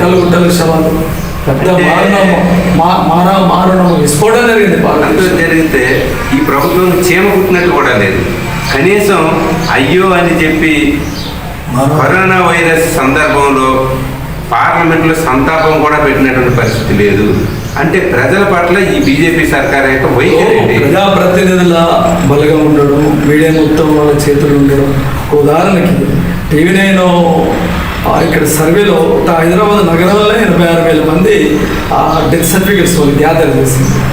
జన విజ్ఞాన వేదిక వాళ్ళు దేశవ్యాప్తంగా వాళ్ళు సర్వే చేస్తే 76 లక్షల మంది ఉన్నారు. BBC వారి అంచనా ప్రకారం ఈ మొదటి 2-3 దఫాల్లో భారతదేశంలో 1 కోటి మంది పైచిలకు జనాలు చనిపోయింది అనేది ఒక అంచనా. అది ప్రభుత్వం కానీ, పాలక వర్గాలు కానీ, మీడియా వర్గాలు కానీ జనాల్ని ముసుగుసి మారడికాయ చేసి అసలు వాళ్ళకి ఏ సమాచారం చేయకుండా పెద్ద మారణ హోమం జరిగింది. ఆ టైంలో ఒకవైపు శవాలతోటి మొత్తం భారతదేశం కుప్పలు రావణ రాష్ట్రాల్లో కాలుతుంటే ఉన్న పరిశ్రమలు అమ్మే క్రమంలో దాన్ని ప్రతిఘటించడం అనేది నిజంగా ఈరోజు ఇంత గ్రాండ్ సక్సెస్ అవ్వడానికి కూడా ఆ కోపం ఉన్నదని మీరు అభిప్రాయపడుతున్నారు. కాబట్టి అంతే కదా. అంటే ప్రజలను రోడ్ల మీద రాకుండా చేసి వాళ్ళ పనులు వాళ్ళు చేసుకున్నారు. అది ప్రజల్లో చాలా తీవ్రత అసంతృప్తి ఉంది, తీవ్రంగా ఉన్నది సమస్య. దానిని అవకాశం వచ్చినప్పుడు ముందుకు తీసుకురావాలని ప్రజలు ప్రయత్నం చేశారు. కాబట్టి మార్చి 28, 29 తేదీల్లో జరిగినట్టు 2 రోజుల సభలో 25 నుంచి 30 కోట్ల మంది పాల్గొన్నారంటే చిన్న విషయం కాదు. ఇదంతా ప్రజల వ్యతిరేకత, మధ్యతరగతి ఉద్యోగుల వ్యతిరేకత, ప్రభుత్వ రంగ సంస్థల దేశాలు అయితే 1 కోటి 2 కోట్ల జనాలు ఉంటారు. కొన్ని దేశాలు మన దేశం లక్షలు, సింగపూర్లో చూస్తే 1,20 లక్షల మంది ఎంతమంది ఉంటారు. దగ్గర మీరు చెప్పిన లెక్కల ప్రకారం 50-60 కోట్ల మంది కదలడం అనేది అసాధారణ విషయం. ప్రపంచ కార్మికోద్యమ చరిత్రలో ఇది గొప్ప బీజేపీ ప్రైవేటీకరణ వైపు ఎంత స్పీడ్గా అడుగులు వేయాలని చేస్తామంటే కార్మిక వర్గం అదే స్పీడ్లో ప్రతిఘటన సిద్ధమైపడతాం. ఒకటి. రెండోది, ఈ ఎన్నికలలో 4 రాష్ట్రాలలో బీజేపీకి అనుకూల వాతావరణం వచ్చినప్పుడు ఈ ఉద్యమాల రీత్యా ఇంత అద్భుతమైన స్పందన రావడం, ఆ బలంతో, ఆ ఊపుతోటి మొన్న హర్యానా ముఖ్యమంత్రి అంటా ఉన్నారు దీని వెనకంతా కమ్యూనిస్టుల్ని నిర్మూలిస్తామని. ఆ నిర్మూలిస్తామన్నప్పుడు సీతారాం యెచూరి గారు ఒక మాట అన్నారు, ఇలాంటి ఫాసిస్ట్ మాటలు జపాన్ కూడా హిట్లర్ కూడా చేసిండు. అదే హిట్లర్ ఆత్మహత్య చేసుకున్న తర్వాత వాళ్ళ పార్లమెంట్ భవన్ మీద ఎర్ర జెండా ఎగిరింది అనేది గుర్తుపెట్టుకొని సార్ చరిత్ర చదివితే అర్థమవుతుంది. ఇప్పుడు మరి మీరు కార్మిక వర్గ పోరాటంలో కార్మిక వర్గ ఆ ఉద్యమ నిర్మాణంలో నిరంతరం మీరు శ్రమిస్తున్నప్పుడు ఒక్కొక్కసారి నేను కొంతమంది కొంతమంది కామ్రేడ్స్ చూసిన వినయ్ కుమార్ లాంటిలో పెద్ద ఆ స్థాయి కలిగి వారి త్యాగాలతో ఈ దేశం కోసం, ప్రజల కోసం, పార్టీ కోసం, కార్మిక వర్గం కోసం సర్వశక్తులు వడ్డించి వారు చనిపోయే దశలో అరే మొత్తం వామపక్ష ఉద్యమం అడుగుండబోతుంది, ప్రపంచవ్యాప్తంగా సోవియట్ సోషలిస్ట్ రష్యా లాంటి కొద్ది కూలిపోయినాయి, ఏం జరుగుతుందని ఒక అంటే వాళ్ళు సొసలిజం రాదు, విప్లవం రాదు అనేది కాదులే. వాళ్ళకి ఆ రీతిలో వాళ్ళకు ఉన్నప్పుడు కూడా ఇప్పుడు వచ్చి నీ పోరాటం చూసిన తర్వాత మీకు ఏ రీతిలో అనిపించింది? అంటే ప్రపంచవ్యాప్తంగా సరళీకరణ ఆర్థిక విధానాలు ప్రారంభించినటువంటి ఏ దేశంలో అయినా చూడండి, కనీసం 25-35 సంవత్సరాలు ప్రజలు అనేక కష్టాలు పడి ఇబ్బందులు పడి బ్రెజిల్ ఉత్తర అమెరికా, దక్షిణ అమెరికా, లాటిన్ అమెరికాలో. కాబట్టి ఈ సరళీకరణ ఆర్థిక విధానాల ప్రభావం 20-25-30 సంవత్సరాల తర్వాత ప్రజలు తిరుగుబాటుకు దారితీసింది. గవర్నమెంట్ అక్కడ వామపక్ష ప్రభుత్వం రావడానికి కారణం చిలీ ఉంది, వియత్నాం ఉంది. ఇట్లాంటి దేశాలలో 1970లోనే కూడా వామపక్ష ప్రభుత్వం 1970లోనే నూతన ఆర్థిక విధానాలు ప్రారంభమైంది. చివరికి కరెక్ట్గా 34 సంవత్సరాలు వచ్చిన ఉన్న ప్రభుత్వాన్ని కూల్చారు, ఎర్ర జెండాని అక్కడ అధికారంలోకి తీసుకొచ్చారు. మన దగ్గర 1990-91లో వచ్చింది. అంటే కరెక్ట్గా 2020 నాటికి 30 సంవత్సరాలు అయింది. గతానికి ఇప్పటికి తేడా చూడండి, ప్రజలు రోడ్ల మీదకి వస్తున్నారు, తిరుగుబాటు చేస్తా ఉన్నారు. మధ్యతరగతి సరళీకరణ ఆర్థిక విధానాలు చాలా గొప్పవని చెప్పుకున్నటువంటి వాళ్ళు కూడా ఈ రోజున జెండా పట్టుకుని రోడ్ల మీదకి వస్తున్నారు. ఎందుకంటే తన వరకు వచ్చింది.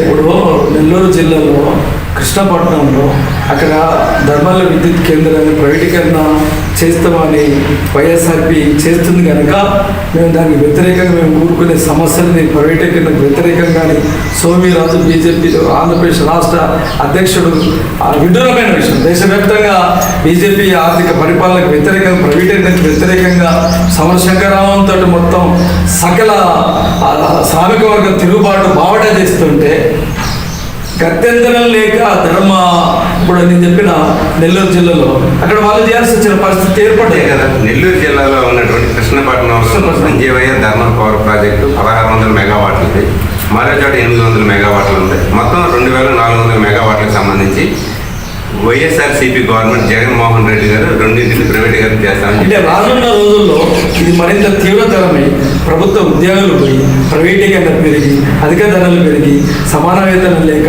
మొత్తం దేశ ఆర్థిక వ్యవస్థ విచ్ఛిన్నమైతే దాని విషఫల్యాలు మొత్తం భారత ప్రజానికం అనుభవించి ఖచ్చితంగా ప్రతిఘటన ఎదురయ్యే క్రమంలో ఇప్పుడు బీజేపీ అక్కడ సోమిరాజు గారు కలిసినట్లు రేపు ఏ పార్టీలు చెప్పినా ఆగదనే దానికి ఒక నిదర్శనం ఉంటుంది. అదే ఆంధ్రప్రదేశ్లో బీజేపీ అధ్యక్షుడు సోము వీర్రాజు గారు డబుల్ గేమ్ మనిషి. ఎందుకంటే బీజేపీ కేంద్ర ప్రభుత్వం ప్రైవేటీకరణ అంటున్నాడు, ఇక్కడేమో వైఎస్ఆర్సీపీ గవర్నమెంట్ వ్యతిరేకంగా ప్రైవేటీకరణ ఒప్పుకోమంటున్నాడు. అంటే ముందు కేంద్ర ప్రభుత్వం మోడీ గారి విధానాలు మార్చుకోమని చెప్పాలి సోము వీర్రాజు గారు, ఆంధ్రప్రదేశ్ బీజేపీ అధ్యక్షుడు. ఇక్కడేమో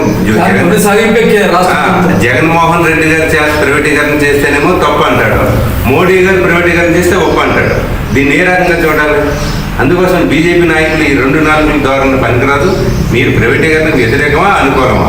మేము అడుగుతా ఉన్నాం, సిఐటి లీడర్గా, కార్మిక నాయకుడిగా మీరు ప్రైవేటీకరణకు అనుకూలంగా ఉన్నది బీజేపీ సర్కార్. అది ఆంధ్రప్రదేశ్ కావచ్చు, తెలంగాణ కావచ్చు, ఉత్తరప్రదేశ్ కావచ్చు, ఢిల్లీ కావచ్చు. దీని నుంచి మీరు వెనక్కి రండి. ప్రైవేటీకరణ వైపు మేము పోవడం లేదు, ప్రభుత్వ రంగ సంస్థలను కాపాడుతాము, ప్రభుత్వ రంగ సంస్థలకు మరింత నిధులు వెచ్చిస్తాము, ఖాళీ పోస్టులన్నీ నిరుద్యోగులతో భర్తీ చేస్తాము, ప్రభుత్వ రంగ సంస్థలు ఉండాల్సిందే భారతదేశంలో అని మీరు స్టేట్మెంట్ ఇవ్వండి. అప్పుడు మీరు తెలంగాణలో వ్యతిరేకించండి, ఆంధ్రప్రదేశ్లో వ్యతిరేకించి, ఉత్తరప్రదేశ్లో వ్యతిరేకించి నమ్ముతారు. కానీ ఇక్కడ నమ్మకుండా ఈ పనులు చేయకుండా ఆంధ్రప్రదేశ్లో ప్రైవేటీకరణ వ్యతిరేకిస్తున్నామని అంటే ఎవరు నమ్ముతారు? అది నమ్మే పరిస్థితి లేదు. కాబట్టి సోము వీర్రాజు గారు కావచ్చు, ఇక్కడ బండి సంజయ్ గారు కావచ్చు, ముందు కేంద్ర ప్రభుత్వం యొక్క విధానాలను మార్చుకోవాలి. కార్మిక చట్టాలను 4 కోట్లు ఏదైతే ఉందో 4 కోట్లు వాపసు తీసుకోవాలి. రైతులకు గిట్టుబాటు ధర ఇవ్వాలి. మహిళలకు సమాన హక్కులు కల్పించాలి. కాంట్రాక్ట్ కార్మికులందరినీ కూడా రెగ్యులరైజ్ చేయాలి. యాజ్ పర్ సీనియారిటీ ప్రకారంగా రెగ్యులరైజ్ చేసే లోపు సమాన పనికి సుప్రీంకోర్టు జడ్జిమెంట్ను అమలు చేయాలి. 4 కోడ్లు రద్దు చేయాలి. కార్మిక చట్టాలు మరింత పటిష్టం చేయాలి. ఇవన్నీ కూడా అమలు చేస్తున్నారు. ఈ డిమాండ్లన్నీ కూడా రేపు పార్లమెంట్లో పెట్టి మీరు మేము ఈ రకంగా ఉన్నాము అని చెప్పండి. అప్పుడు నిజమైన దేశభక్తులని అనుకుంటాం.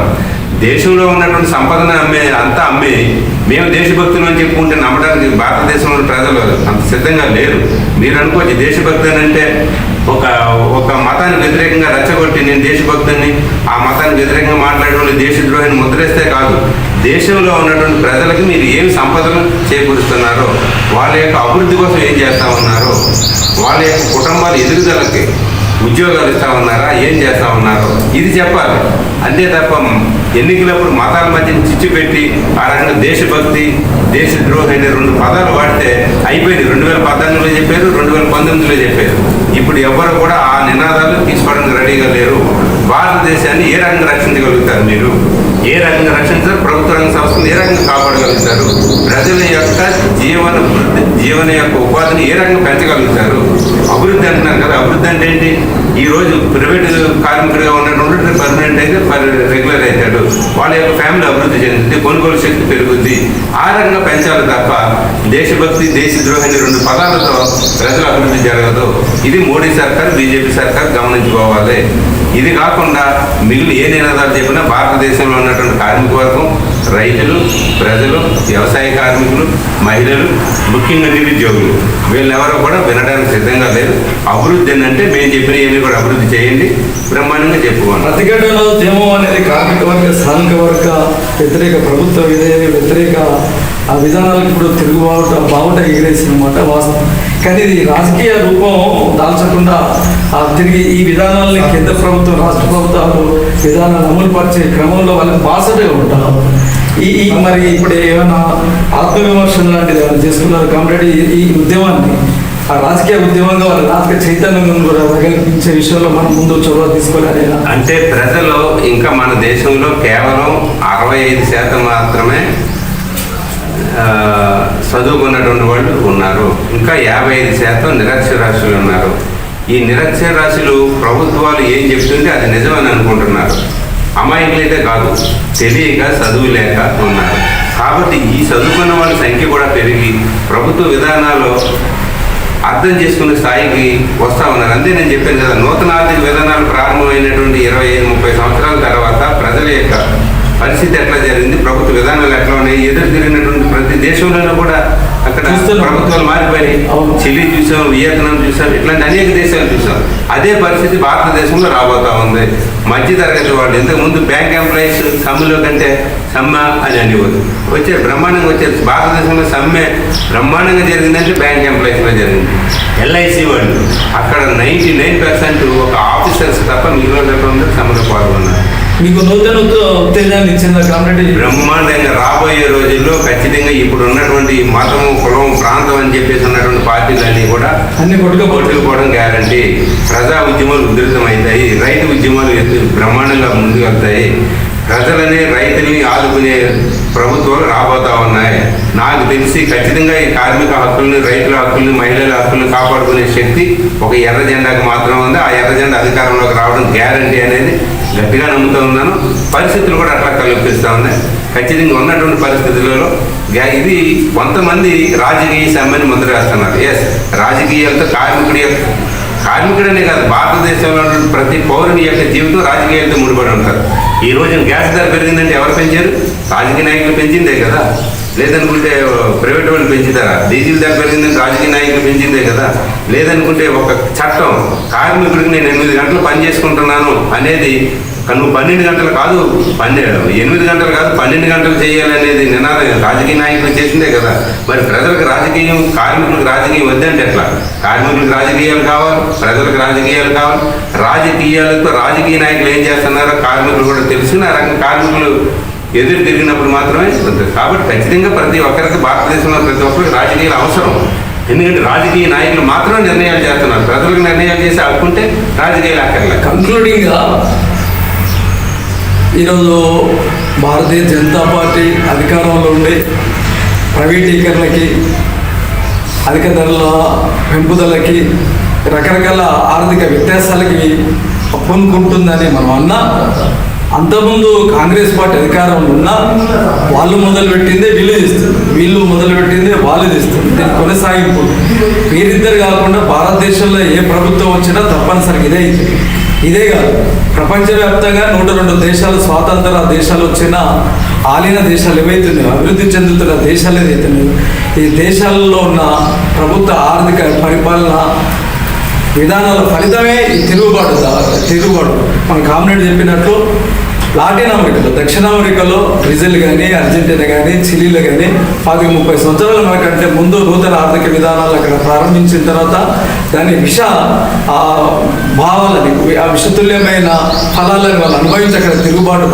బావుట ఎగరేసి ఎర్ర జెండా పట్టుకొని అక్కడ వేరే గత్యంతరం లేదు, అక్కడ ఎర్ర జెండా పట్టుకొని అక్కడ పరిపాలన సాగిస్తూ ఆ దేశాల ఆర్థిక వ్యవస్థని సరిపెట్టుకుంటారు. ఈ భారతదేశంలో ఏ పార్టీ వచ్చినా ఖచ్చితంగా డంకెల్ ప్రతిపాదన అనేది ఒకటి జరిగింది 80వ దశకం. డంకెల్ అనేటైనా ప్రపంచ బ్యాంకు అధ్యక్షుడు ఉండే, అప్పుడు రొనాల్డ్ రీగన్ అమెరికా ప్రెసిడెంట్గా ఉండే. అమెరికా ప్రెసిడెంట్గా ఉన్నప్పుడు రాజీవ్ గాంధీ గారు ఇక్కడ భారత ప్రధానమంత్రి ఉండే. తల్లి కంటే, తనకంటే, తాత కంటే తల్లి చనిపోయిన తర్వాత విపరీతమైన ఇప్పుడు బీజేపీకి ఉన్న దానికంటే వాళ్ళకి ఎక్కువ అధికార నిలబడడానికి పార్లమెంట్ సీట్లు వచ్చినప్పుడు పెద్దలు మీరు చెప్పినప్పుడు చంద్రశేఖర్ గవర్నమెంట్ ఉన్నప్పుడు ఆ బంగారం మొత్తం అన్ని వ్యవహారాలు ఎట్లా చేసారు, భారతదేశ ఆర్థిక వ్యవస్థ సర్వనాశనం అయితే రాజీవ్ గాంధీ పోయి రొనాల్డ్ రీగన్ అడిగి మాకు అప్పు కావాలన్నప్పుడు ఆ రొనాల్డ్ రీగన్ అంటాడు, చూడయ్యా నువ్వు నీ తల్లి నీ తాత మొత్తం అప్పు చేసుకుని వచ్చింది. మొన్న పురంధేశ్వరి గారు అంటారు, ఈ భారతదేశంలో పుడుతున్న ప్రతి ఒక్కరు ₹1,60,000 అప్పుతో పుడుతున్నారు. మేము 1989 ప్రాంతాలకు వీధి నాట్యం చేసినాం. ఈ దేశంలో పుడుతున్న ప్రతి బిడ్డ పుడుతూ ఎందుకు ఏడుస్తాడో తెలుసా, తాను పుట్టగానే ₹1,60,000 అప్పుతో పుడుతున్నాం అన్నట్టు.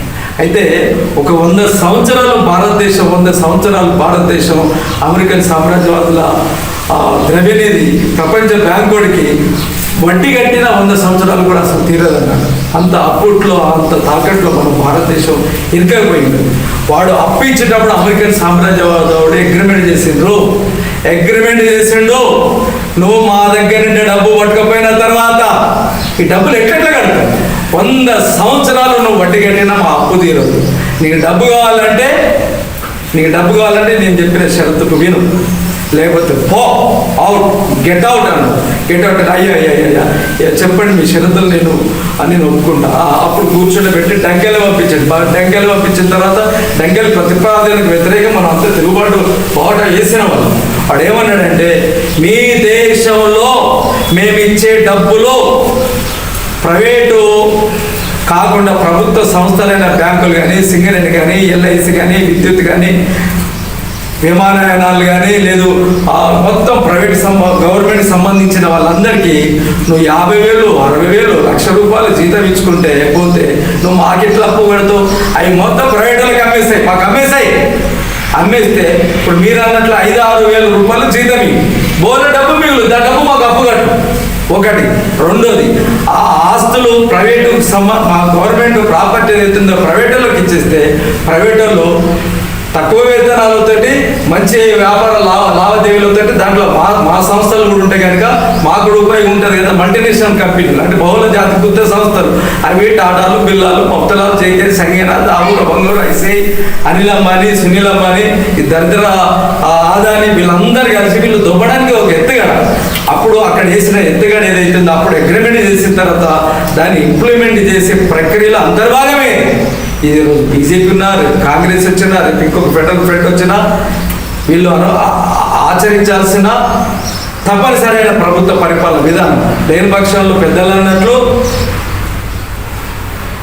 ఇప్పుడు రాజశేఖర్ రెడ్డి చనిపోయినప్పుడు రష్యన్ గవర్నమెంట్ అక్కడ ఒక పత్రిక ప్రకటన చేసింది. ఇక్కడ గ్యాస్ని ప్రైవేటీకరణకు వ్యతిరేకంగా రాజశేఖర్ రెడ్డి అన్నందుకు అక్కడ చంపడానికి కారణమై అయిండొచ్చు అని ఒక ప్రకటన చేసింది. అంటే భారతదేశంలో మహాత్మా గాంధీ దగ్గర మొదలు పెడితే, ఇందిరాగాంధీ దగ్గర మొదలు పెడితే, రాజీవ్ గాంధీ దగ్గర మొదలు పెడితే, రాజశేఖర రెడ్డి దాకా మొదలు పెడితే ప్రముఖుల హత్యలని రాజకీయ హత్యలు. అవసరమైతే అమెరికన్ సామ్రాజ్యవాదులు ఇక్కడ పెట్టుబడిదారులు మహాత్మా గాంధీని తీసేసినట్టు ఖచ్చితంగా తీసిపడేస్తారు. ప్రభుత్వానికి వాళ్ళు చెప్పే విధానాలకు అనుకూలంగా వాళ్ళు తల ఊపకపోతే ఈరోజు అదే ఆదాని బీజేపీకి ఆయన స్పాన్సర్ చేస్తాడు, కాంగ్రెస్ ఆయన స్పాన్సర్ చేస్తాడు, ఇంకోటి అదే స్పాన్సర్ చేస్తాడు. తేడా కొద్దిగా ఉంటుంది. కనుక దీన్ని పూర్తిగా తుదిమెట్టించి వీళ్ళ ఆర్థిక విధానాలు అమెరికన్ పెత్తనాన్ని కొట్టాలంటే బావుట ఎగరేయడమే, సమ్మెట దెబ్బలతోటి వాని చితకల పడి కొట్టడమే. ఈరోజు లాటిన్ అమెరికాలో మనం చూస్తున్నాం. లాటిన్ అమెరికాలో మొత్తం చిలీలు కానీ, అర్జెంటీనా కానీ, కొలంబియాలో కానీ మొత్తం అక్కడ 25-30 సంవత్సరాలు నూతన ఆర్థిక విధానాలకు వ్యతిరేకంగా, ప్రైవేటీకరణకు వ్యతిరేకంగా, గ్లోబలైజేషన్ వ్యతిరేకంగా, లిబరేషన్కి వ్యతిరేకంగా అక్కడ కార్మిక వర్గం తిరుగుబాటు బావుడు చేసి ఎర్ర జెండా రెప్పలతోటి ఈరోజు సస్యసామాన్యంగా ఆ దేశాలు వరదిల్లుతూనే తిరిగి పునర్నిర్మించుకుంటున్నాయి. తస్మాత్ జాగ్రత్త. భవిష్యత్ భారతదేశం పోరాటాల చరిత్రతోటి నూతన అధ్యయనానికి పురుడు పోసుకొని ఈరోజు పుడుటి నొప్పులతోటి మొన్న 22వ దేశ సార్వత్రిక సమ్మెటగా మొత్తం విప్లవ శంకారాన్ని పూరించింది. ఇది శుభ సూచకం. దీనికి కులాలు కానీ, మతాలు కానీ, పెద్దలు అన్నట్లు రాజకీయ విభేదాలు కానీ, వేరే భాషా ప్రయుక్తాలు, మీరు ఎన్ని చెవుల పూలు పెట్టినా జనాలు కడుపు కాలిన తర్వాత ఉద్యోగం లేకపోతే ఆకలి అధిక ధరలతో ఈరోజు ఏమైంది శ్రీలంకలో లక్షల మంది అక్కడ కమ్యూనిస్ట్ పార్టీ నాయకత్వాన్ని జనాలు మొత్తం తిరుగుబాటు చేస్తుంది. ఎమర్జెన్సీ పెట్టింది. ఆ రోజు ఇందిరాగాంధీకి తప్పలేదు, తర్వాత ఈరోజు అక్కడ రాజపక్సకి తప్పలేదు. కమాండాల పాలకుల శ్రీరామచంద్రుడిని యేసుక్రీస్తుని అల్లా మహమ్మద్ ప్రవక్తని పూజించడం వ్యక్తిగత విశ్వాసాలు వేరు. ఈ దేశ సంపదను మొత్తం బ్రిటిషర్కి వ్యతిరేకంగా, నైజాం ప్రభుత్వానికి వ్యతిరేకంగా 1100 రాజ్యాలను మొత్తం భారతదేశంలో విలీనం చేసుకొని సోషలిస్ట్ కమ్యూనిస్టు దేశాల సహకారంతో ఈ భారతదేశం అభివృద్ధి చెందుతున్న ఈ దేశాన్ని సర్వనాశనం చేయడానికి అనిల్ అంబానీ, ఆదానికి గుజరాత్ నాయకులు మొత్తం కలిసి దొంగలు ఊళ్ళు పంచుకునే రీతిలో దుర్మార్గంగా ఈ దేశాన్ని సర్వనాశనం చేస్తుంటే రెండో స్వాతంత్ర సంగ్రామం మొదలైందా కామ్రేడ్? రెండో స్వాతంత్ర సంగ్రామం మొదలైందా? కార్మిక వర్గ పోరాటాలు ఆ రోజు 1886లో మే 1న చికాగో మహానగరంలో వీరుల రక్త తర్పణతో ఎర్ర జెండా ఎట్లయితే పుట్టిందో దాని ముందే హౌరా రైల్వే స్టేషన్లో 1923లో మన భారతీయ కార్మిక వర్గం ప్రపంచానికి దిక్సూచిలాగా ముందే పోరాటం చేసిన గొప్ప వారసత్వం ఉన్నది. ఆ వారసత్వాన్ని పుణికి పుంజుకొని ఇప్పుడు భారత శ్రామిక వర్గం ఏదైతుందో ఆ భారత శ్రామిక వర్గం చేస్తున్న పోరాటానికి jail up socialism, down capitalism, up socialism, down capitalism. Survey జనా సుఖినో భవంతు. మీకు చాలా కృతజ్ఞతలు కామ్రేడ్. మీ అమూల్యమైన సమయాన్ని కేటాయించి సిటీ నగరానికి దూరంగా ఉండి మీలో ఉన్న ప్రత్యేకత ఏంటంటే ఆ రోజు నేను చూసిన ఆ రాకేష్ మహోత్సవ్ గారిని రప్పించడంలో, ఆయన పట్ల మీరు ప్రత్యేకమైన శ్రద్ధ కనపరచడంలో, ఆయనని అక్కడ ఇన్ఫ్లుయెన్స్ ఆయనని పెంపొందించడంలో, తదనంతరం ఆయన నిర్మాణం ఉంచే క్రమంలో మీ ఎత్తుగడ రీత్యా మీ కార్యాచరణ రూపొందించిన తీరు, అక్కడ ఉన్న కార్మిక వర్గాన్ని, అక్కడ వైద్య కార్మిక వర్గాన్ని మొత్తం కలుపుకొని ర్యాలీలు తీయడంలో కానీ, మళ్ళీ అక్కడ కళాకారులకు మీరు శిక్షణ ఇచ్చి ఏ కళాకారులు ఎక్కడెక్కడ ఉండాలా, ఏ రీతిలో ఉండాలా, ఎప్పుడు స్టార్ట్ చేయాలా, ఇవన్నీ చూస్తుంటే మీలో ఉన్న మల్టిపుల్ క్యారెక్టర్ ఏదైతే ఉన్నదో నన్ను నిజంగా తన్మయం చెందిపోయే రీతిలో నేను చాలా సంతోషపడ్డా. నిజంగా కాంపిటేషన్ అంటే ఇట్లా ఉండాలి, ఎన్ని రకాల శక్తియుక్తులతో ఉండాలి. మిమ్మల్ని చూసిన తర్వాత ఎందుకో భాగ్యనగరాన శ్రామిక వర్గానికి ఒక మంచి భవిష్యత్తు నిర్మించడానికి మీ బోటి ఉద్యమ నాయకులు, మీ బోటి విప్లవకర సైద్ధాంతిక నిబద్ధతతో ఉన్న నాయకులు ఉన్నారని చాలా సంతోషం అనిపించింది కామ్రేడ్. రానున్నది మంచి రోజులు. మీరు మిమ్మల్ని ఇట్లా నడిపిస్తున్న సీటు కానీ ఇతర కార్మిక రంగాలను మీరు కలుపుకొని పోతున్న తీరుతెన్నులు కానీ ఆర్టీవీ ఎల్లప్పుడూ మీ వెంటే ఉంటుంది. మీ వార్తలు ప్రచురించడం, ప్రజల్ని చైతన్యం చేయడంలో లెనిన్ మహాశయుడు ఒక మాట అంటాడు, చైతన్యమే అన్నిటికీ మూలం. చైతన్యం అంటే కార్మిక వర్గ పోరాటమే చైతన్యం, అత్యంత చైతన్యమైనది. మీరు ఈ కార్మిక వర్గ పోరాట మీరు గమనించనే లేదు, మా ఛానల్లో మొత్తం మీ కార్మిక వర్గ పోరాటాలతోనే మా న్యూస్ అంతా కనిపిస్తూ ఉంది. భవిష్యత్తులో చదువుతో నువ్వుపోగులాగా మీరు నిర్వహించే మహత్తరమైన పోరాటానికి మా చిన్న వాయిస్ అయినా పిట్ట కొంచెం కూతగనంలాగా మా ఆర్టీవీ ఎప్పుడు మీ వెంటే ఉంటుంది. శ్రామిక వర్గ శ్రేయస్ కోసం, లోక కళ్యాణార్థం కోసం, జన బాహుల్యం కోసం, లోక కళ్యాణార్థం కోసం, జనం చల్లగా నిండుగా మెండుగా వదిలేందుకు మేము సాయశక్తుల భయం ఏం లేకుండా ఎరుపంటే కొందరికి భయం వాడికంటే చంటి పిల్లలే నయమని మా కవి శ్రీశ్రీ అంటాడు. మేము భయపడే సవాలే లేదు. 10 మంది చూసినా, 20 మంది చూసినా, 50 మంది చూసినా, 1000 మంది చూసినా భవిష్యత్తు కార్మిక వర్గ పోరాటాలదే భవిష్యత్తు.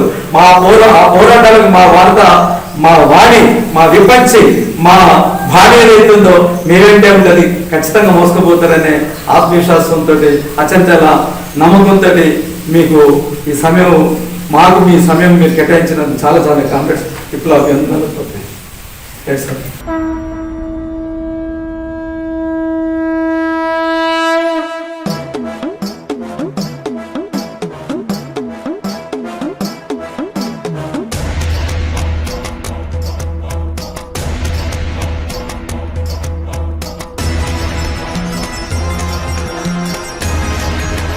ఇది సమాజ స్థాపన కోసం Aleti atom వరల్ alternative news వరల్ AAWR TV, ఆ నాదుల ఆలేటి టీవీ.